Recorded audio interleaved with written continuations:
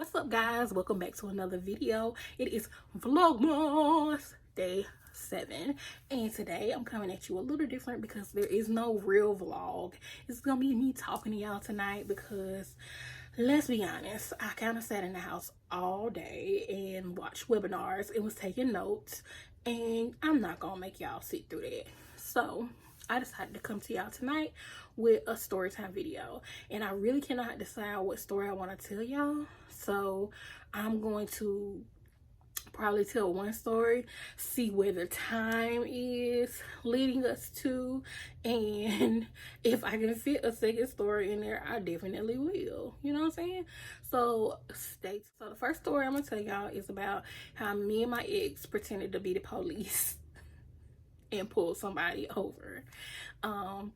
In my late teens, my ex boyfriend had an Impala, and it was an old police car, so it still had like the little glass on it.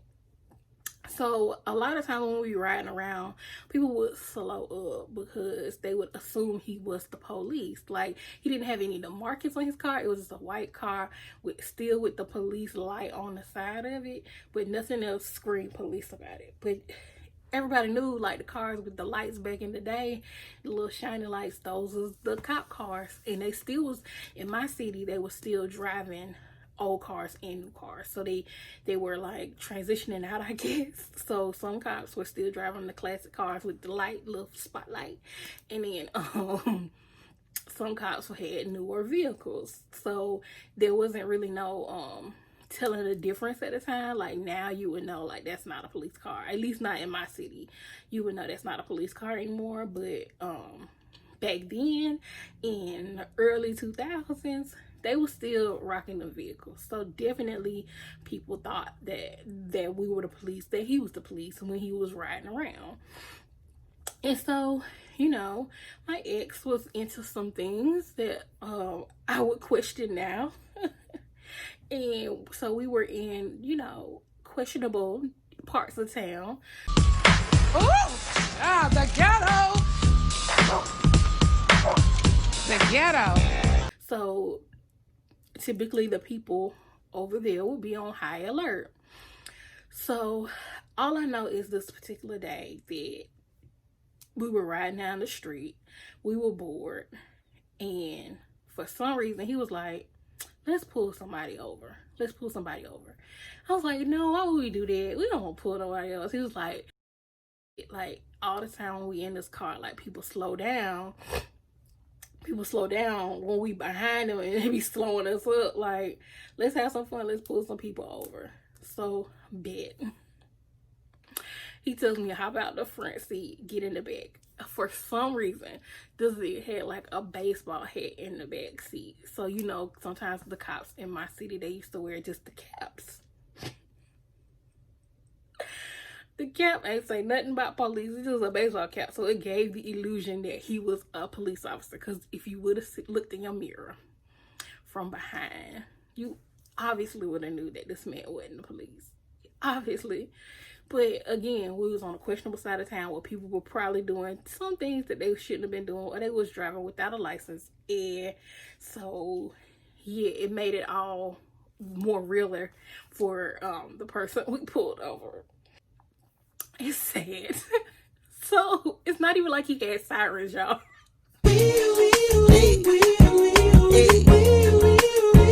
Like a cop car. He didn't even have sirens.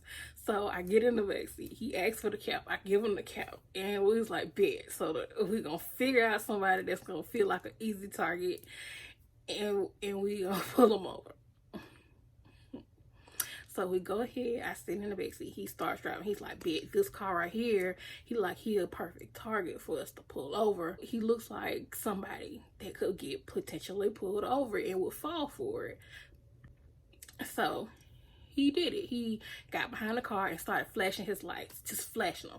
Y'all, just flashing his damn lights. The man did not have a siren in the world. Flashing his lights, he got this car to pull over to the side of the road. And you could see the dude in the front of the car shitting fucking bricks. After we pulled him over, we stopped behind him, and he pretended like he was checking for something.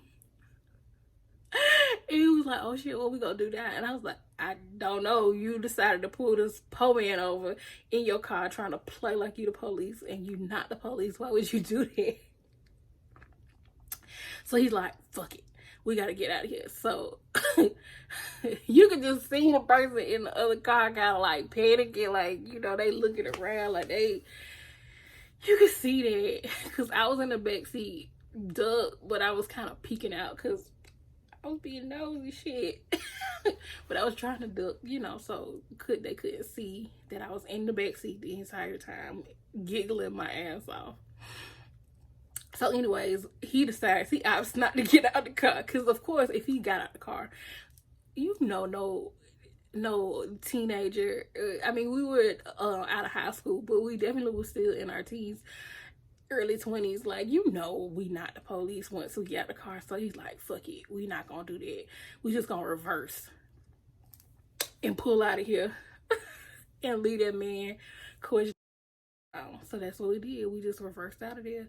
And I feel so bad after that, y'all, because I know from looking out the window, from peeking out, I could see the person in front was fucking terrified about getting pulled over. I don't know if they had a suspended license, if they ain't had no license, if they was on drugs or they was selling drugs. I don't know what they was doing, but they ain't felt right about what the fuck was going on. And I feel bad for being a part of that damn and I told you, I said, don't pull over no more cars with me. So that's my story time of me stopping somebody, pulling somebody over in a car with my story that I think is quite interesting is when this dude, literally this man, I won't say he stood me up, but he picked me up and dropped me back off. Let's call this I'm Not Your Type story time, because that's what I wasn't his type, I guess. So I know back in the day we used to date on MySpace and Black Planet. There was no face of the book when I met that man, or if there was, it was when they wasn't letting all y'all ratchets on it with us. Yeah, I called y'all ratchet. They wasn't letting all y'all on there with us. It was only for college students at the point. So anyways, I met this guy off of, I can't remember, either it was Black Planet or or MySpace. Don't get on Plenty of Fish unless you're trying to have sex with these men. People are on Plenty of Fish to hook up. It's a hookup app. It's not a dating app. I learned that the hard way by being on Plenty of Fish, thinking that I was just gonna be dating somebody or talking to people and getting to know them, and all of them just wanting to have sex. Every single one. I only met one guy off of Plenty of Fish, and guess what? We had sex. So thank God we still friends today, and I don't have COVID. I got tested, it's negative. But thank God we still friends to this day. But he the first and the last person I've ever met off that damn site. So please don't be on Plenty of Fish looking for anybody. And got sidetracked. All right, so I was on either MySpace or Facebook, met this guy. On my pages back in the day, I was insecure about my size, so a lot of my pictures was hit up. But I felt like you could see that I was a plus size girl from my photos. I mean, my face is pretty darn round to me, but maybe he wasn't, you know, versing what a plus size woman's pictures look like on the internet. I mean, I do know I have angles. Sometimes I can put the camera up, you know what I'm saying, to the side, and then give me a more slimmer effect. But look at this. Even when my double chin ain't, even when she's kind of set back, you still can see that my cheeks full, baby. I'm a big girl. Okay. So, yeah, me and him talking on the internet for a couple weeks. Finally, he sets up a date. I'm gonna come pick you up from your people's house, and I'm gonna take you on a date. But this man come picks me up, takes me on the date. No, back up.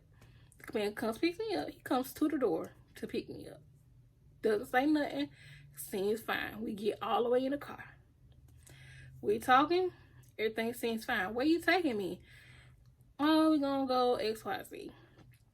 Y'all, we get probably like 10 minutes away from my house. All of a sudden, he get an emergency phone call. And he's like, I can't go out with you. We gotta go. I gotta take you back home. I just had an emergency come up.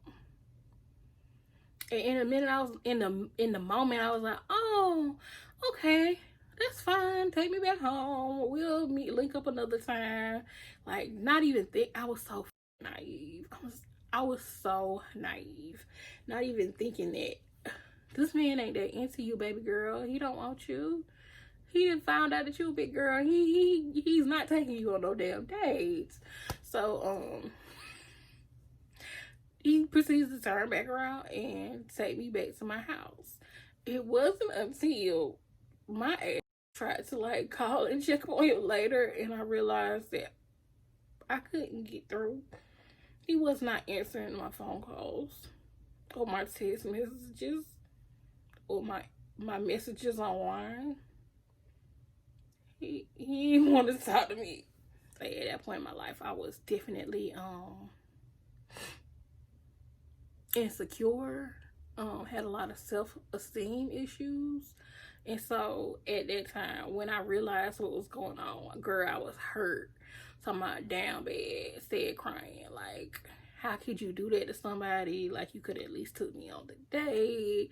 Like, damn, I thought we was into each other. Like, sis was really, really, really not feeling it. Like, I was like, I'm pretty. Like, why the f would you not want to go date me? Like, you could tell I'm big from my pictures, all that, girl.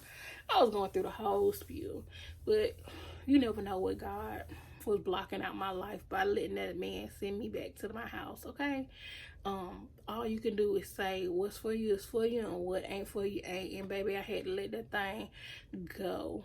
And looking back at it, it's just the funniest story to me, because I'm like, damn, a nigga really took me down the street and brought me back home because he didn't want to take me on a date. Like, goddamn, damn, you could have at least took me out to eat. You could have at least said you didn't want to pay when you took me. I would have paid for my food. You ain't had to drop me off. You ain't had to drop me back off. I would have paid for my own food. Darling, she had coins. She was working. She could afford her own meal. You ain't had to drop me off. I mean, I ain't stank or nothing. Like, you could have took me out to eat. All right, y'all, so that's the last story for today. Hope you guys enjoyed these 2 stories that I shared with y'all. If you want me to share some more stories with you all, let me know in the comments, like, what y'all want to know about. Okay, guys, make sure you like, comment, share, and subscribe. Oh, and hit that notification bell so that you are alerted every time I upload a new video. I appreciate you guys for listening to my stories. Y'all have a good night. See y'all tomorrow. We're coming at ya.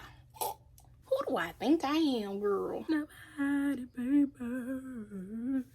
I had to cut all that out. And I said I didn't want to do that. And now look at me cutting